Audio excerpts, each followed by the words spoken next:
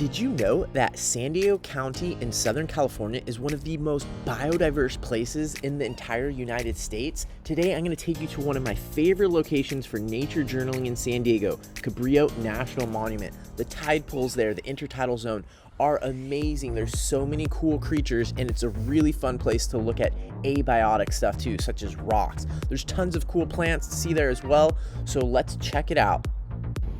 All right, I haven't even gone through the gate, and I already see one of the coolest plants that grows here. This plant grows in this spot in the US, and that's it. The only other place it grows is in Baja California, Mexico, to the south, which you can barely see over there on the horizon. So that's the Shaw's agave. Those ones aren't looking so hot, but look at them growing right here while waiting in line for the entrance. While waiting in line, you can also see some cool Dudleas. I'm not sure which species of Dudlea that is, but you can see the inflorescence right there and another one back there. The parking is pretty expensive, but my friend and super fan of the Nature Journal show, Drew Rosales, got me a free parking pass. Thank you. So right after the entrance, you have to turn right to go down this hill if you want to get close to the tide pools. Now make sure you check the hours in advance and get here as early as you can, because the parking can fill up, and if the parking's full down here, then you're gonna have to do a pretty big hike just to get down here to where the tide pools are. So right after the entrance, you have to turn right to go down this hill if you want to get close to the tide pools. Now make sure you check the hours in advance and get here as early as you can, because the parking can fill up, and if the parking's full down here, then you're gonna have to do a pretty big hike just to get down here to where the tide pools are.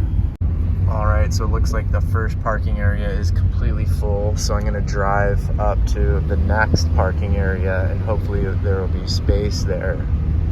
It's good though that they haven't built more parking out here, because this coastal scrub in Southern California is one of the most endangered ecosystems in the state of California. So building more parking on top of it would probably be a bad idea.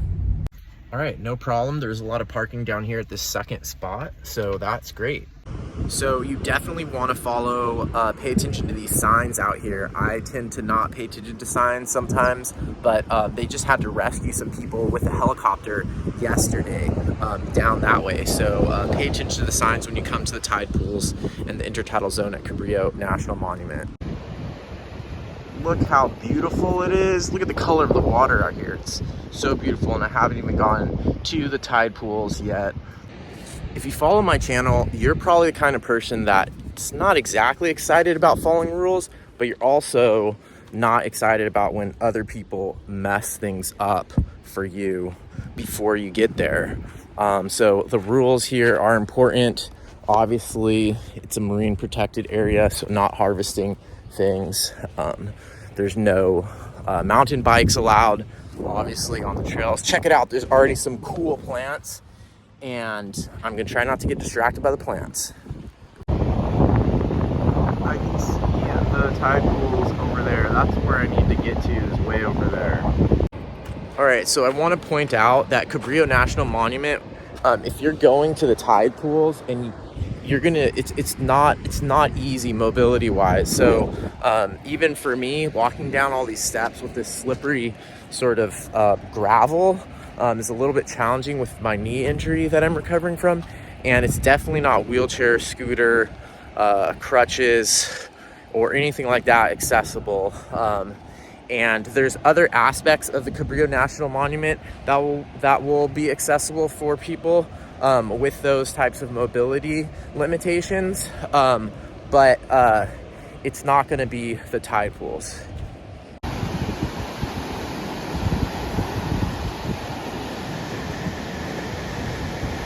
Hopefully the helicopter won't have to come save those people today like it had to save people yesterday. I think last time I came here, I did a landscape-ito pointing that way. You might have seen the photo on my Instagram showing me drawing a landscape-ito looking that way. So already we're in this rocky intertidal zone. You can see it right down here. There's these cool shells. I wish I knew more about the geology here, because it's really interesting. Also really cool erosion patterns up there. Look at that. That would be super fun to nature journal. The abiotic factor is there, but also be a really challenging thing to draw. There's lots of cool bugs flying around. I'm trying not to get distracted by all the cool bugs, all the cool pollinators, tons of stuff like that. Lots to look at. There's also a lot of people, so not really a good spot if you want to be nature journaling by yourself with no one looking over your shoulder. So I already got distracted by these really cool sand wasps or sand bees that are here. One of my favorite bugs, you know that I love the Hymenoptera, and they're a really cool one. Unfortunately, they are not what I came here to focus on. Look at all these people though. So this is going to be like nature journaling in a public place at the zoo, and this is a weekday with the low tide. Looks like there's people doing some restoration work. Ooh, I think they're pulling out crystal mez over there. So right here is the main parking area for the Cabrillo National Monument for getting down to the tide pools. That's the road that you come down. There's a lot of other stuff up there that you can check out and cool views, but this is the main parking lot for the tide pools. There is a paved path right here that is pretty even, but soon it turns into dirt, and this is the sign right here leading down to the other parking area. That's like the overflow parking area. And right here you can see they've done a lot of vegetation work. I think some of these have been planted in here. There's a lot of cool species that grow here and nowhere else. Down there you can see the tide pool area, the intertidal zone, rock intertidal zone. There's some whole educational thing going on right now, and that's where I'm going next. All right, so coming down, gotta come down these steps right here. It's really cool ledges that you have to climb down, but definitely takes some mobility.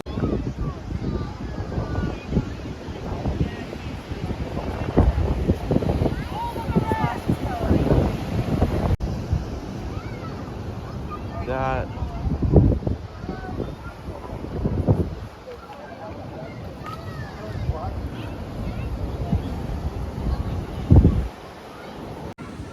So everyone's over there, but there's actually something really cool up here that a lot of people don't look at in the intertidal zone.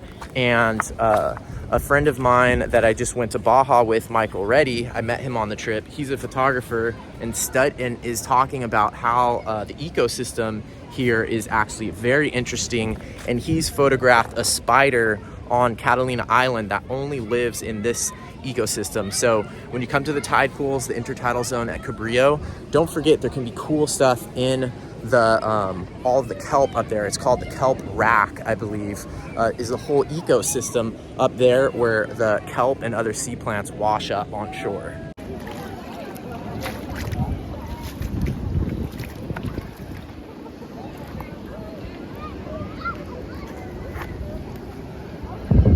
I think you're actually not really supposed to walk in the pools that much either here.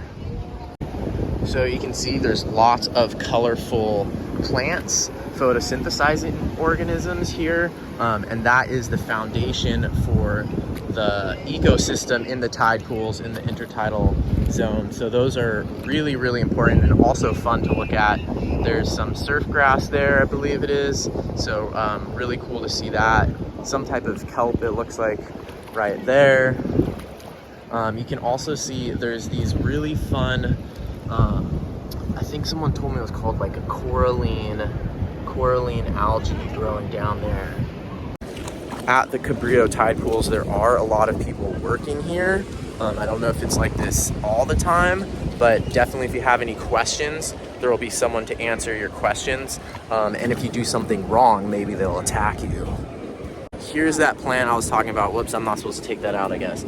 Here's that plant you can see I think it's a plant. It's the coralline algae type stuff. I'm gonna have to look that up actually.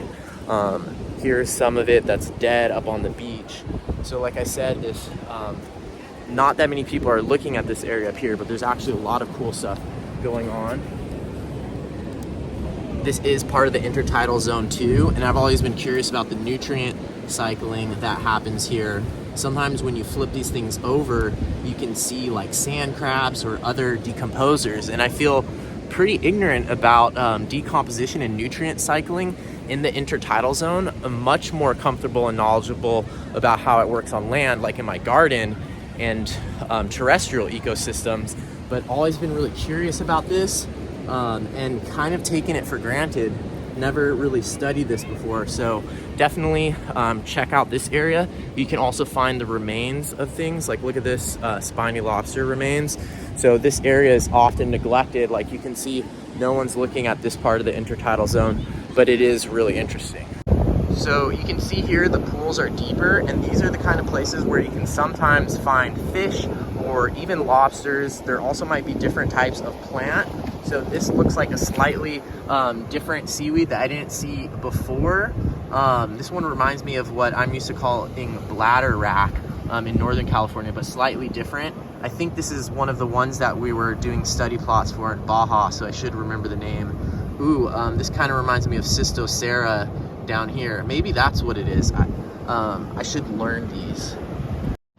So I was just getting set up to film a little time-lapse video, do a little landscape-ito painting here at the tide pools at Cabrillo National Monument, and there was the perfect spot to set up my GoPro right here on this cliff, but then I had this sort of memory that these are basically unstable cliffs, so you don't actually want to spend too much time, and the amount of time that I spend in the sort of coastal bluffs and things like that, I probably want to reduce the amount of time that I spend right next to the cliff. So I'm actually not going to sit there. I'm going to sit a little bit further out here, but remember, those cliffs can be unstable and sometimes they do fall, especially after like rains and stuff.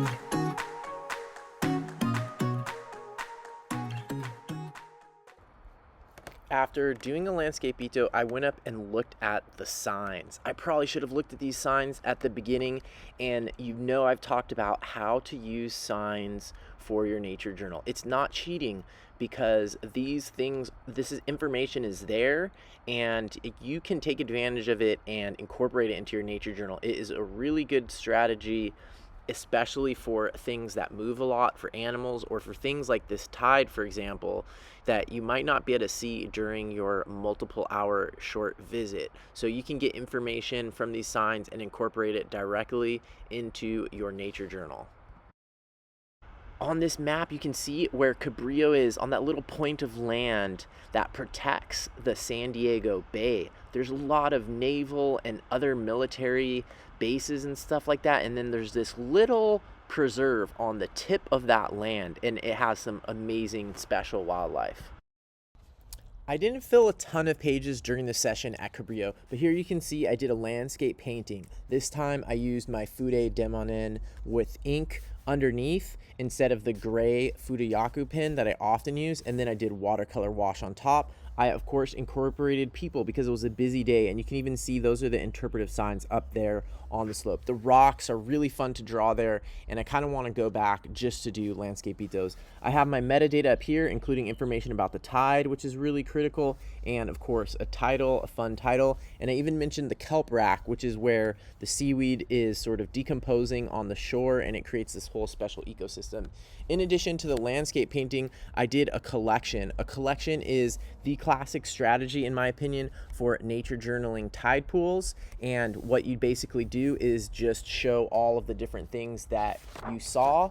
A lot of times I will create a grid for that and go for, really basic drawings. Look at the gull drawing, and the cormorants are really basic, but it has a cumulative effect that creates a nice aesthetic, but it's also a fun way to sort of do a biodiversity inventory. So that's all I was able to get on this session, nature journaling at Cabrillo in the intertidal zone. If you want to see some of my other intertidal videos, check out this playlist here that has me nature journaling in the tide pools, including some at night, and it also has some videos where it's just just the pure nature in the tide pools for you to enjoy and nature journal. Thanks to all my patrons for supporting the show. You can find out more about my Patreon on this link right here, right above me.